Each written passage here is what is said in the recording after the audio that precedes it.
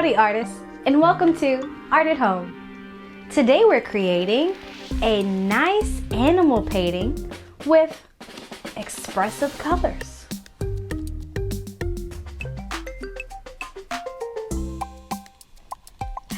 You can choose any image of any animal that you would like to paint. Are you ready? Let's create a masterpiece. When you're selecting a photo for your animal artwork, you need to choose something that has a range of color. So even though these pictures are in black and white, I should be able to see white, black, some light gray, medium gray, and even dark grays. You want to make sure that you can see all of those. If you're doing the animal, you want to get most of the detail of the animal.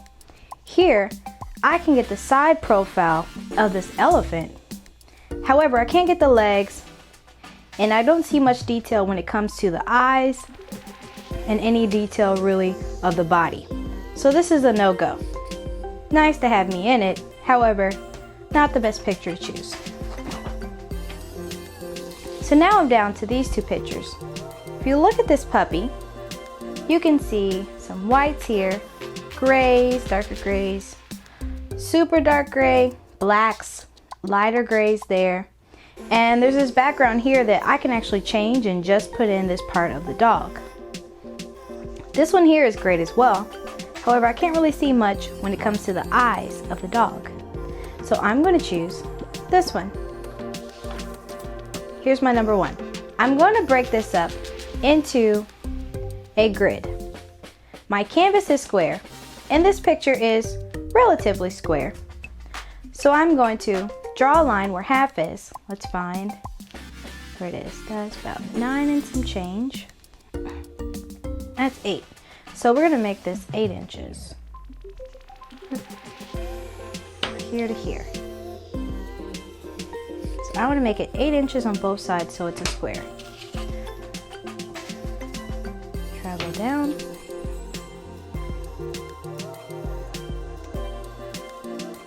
Okay.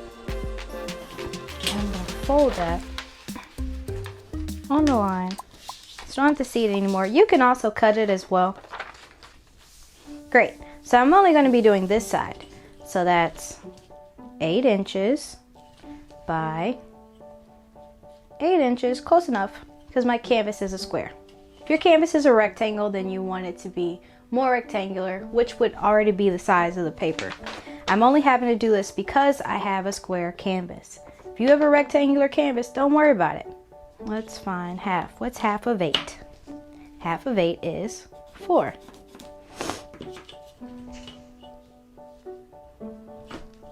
4. And I'm going to draw a line between there. Now I want to be able to see this line, so I'm going to use my pen.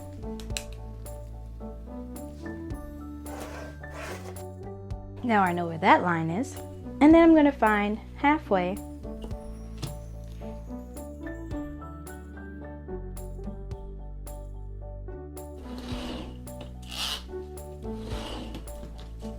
So now this is cut into 4 sections. 1, 2, 3, 4. And I will be able to draw my picture by looking at this. Understood? Let's keep going. Okay. I'm going to be painting this fantastic, cute dog with some exciting colors here. All the colors of your color wheel. Yellow, orange, red, purple, blue, green. Now, as you see on the picture, that color is not there at all. You see white, light gray, black, and dark grays. So, let's talk about how we're going to do this. I'm going to open up this section over here, and I'm going to make like a little code for myself. So wherever I have white, I'm going to paint yellow. So all these areas that you see are white, I'm going to paint those yellow. Do you see? Okay. Now, next for light gray, I'm going to use orange,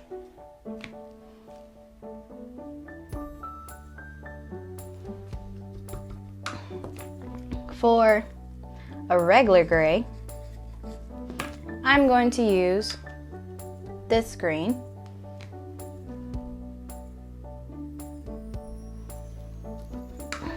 For dark gray,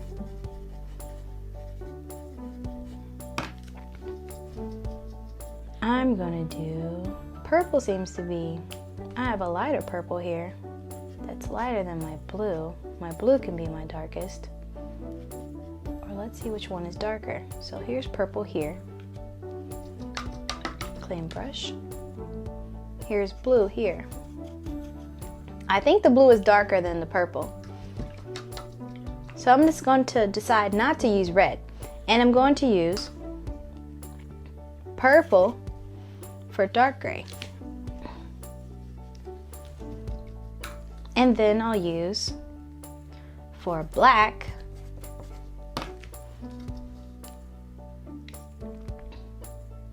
blue. So for this, I'm only going to use 1, 2, 3, 4, 5 colors. I decided not to use red. However, I have kind of a hot pink here, and I can use that for a pop of color somewhere else later. So it's still good to keep the colors regardless. Do you see?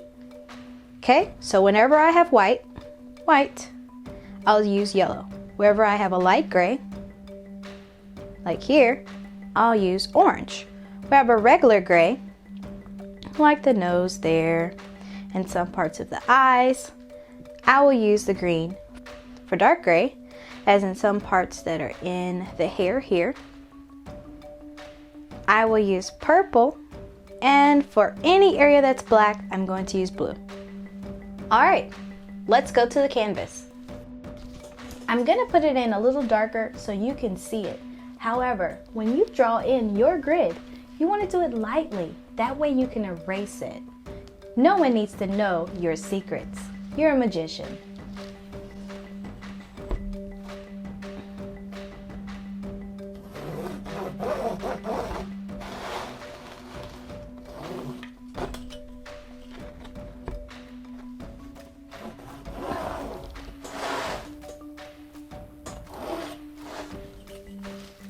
All right, now I can begin adding the things that I see. I'm going to start with the first square here. This is my first square.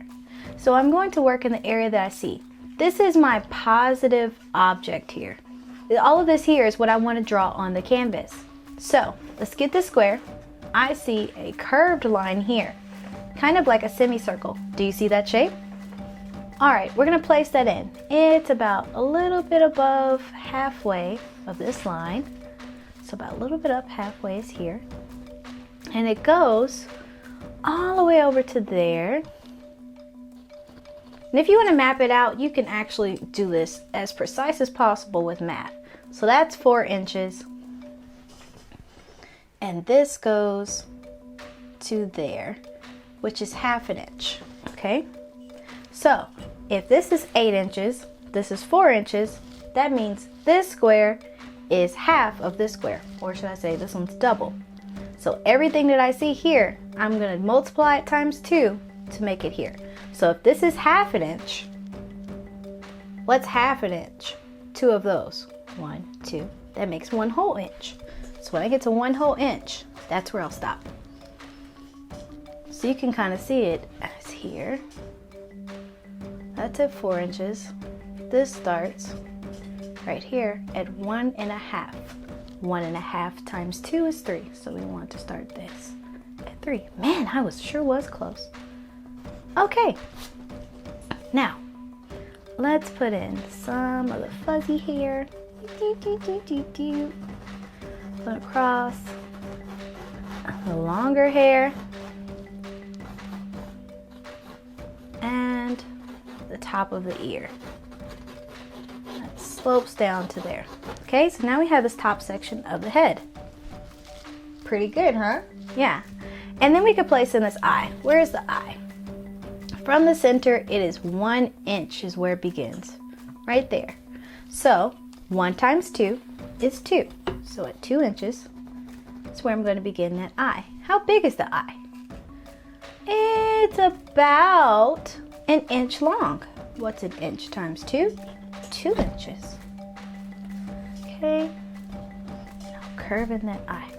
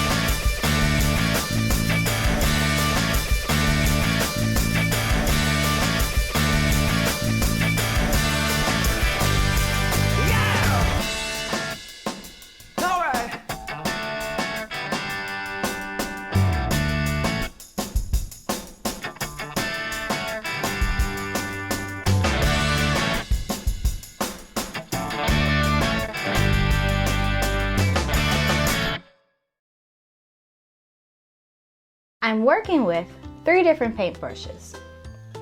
I have a very skinny brush. This is Slim. I have a medium brush. This is Bob. And then I have a kind of chunky brush, and that's Bubba, okay? Bubba's gonna work on all the large areas.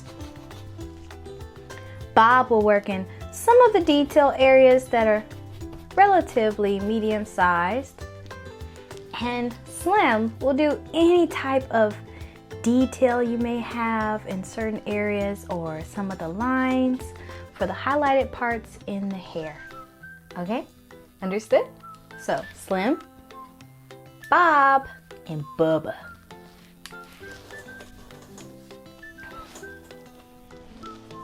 We're gonna start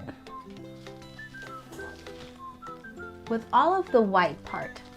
Remember, my white is yellow. So I'm going to do this part of the eye and continue on.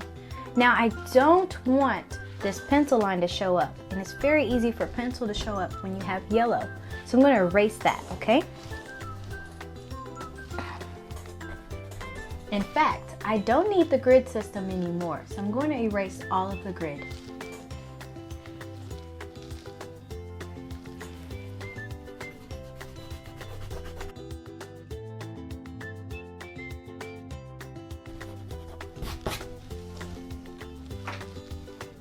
Okay, white,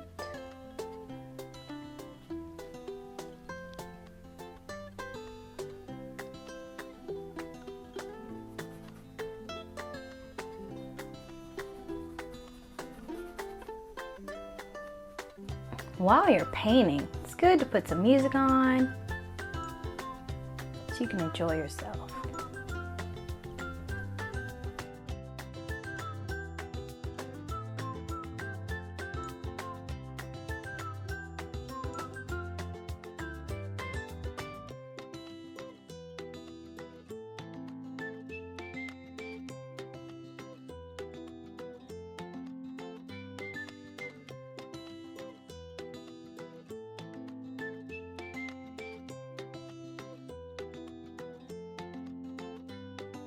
This is a larger section here, so I can decide to use Bob to color that or keep going with Slim. If I use Bob, I'll cover it up a lot quicker. Bob.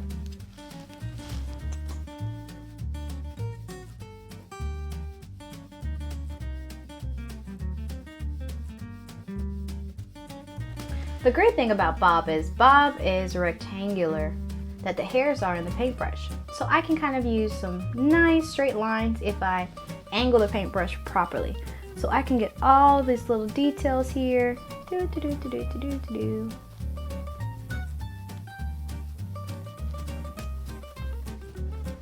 All the little highlights there. And I don't need to do too much. Just some.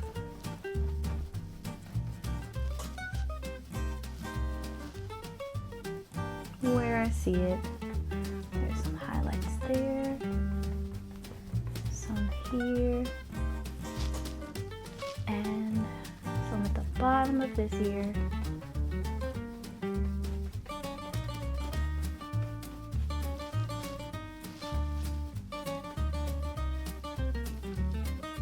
Switch to slim. This little small little white area there. And there's a dot for the way the light touches the eye.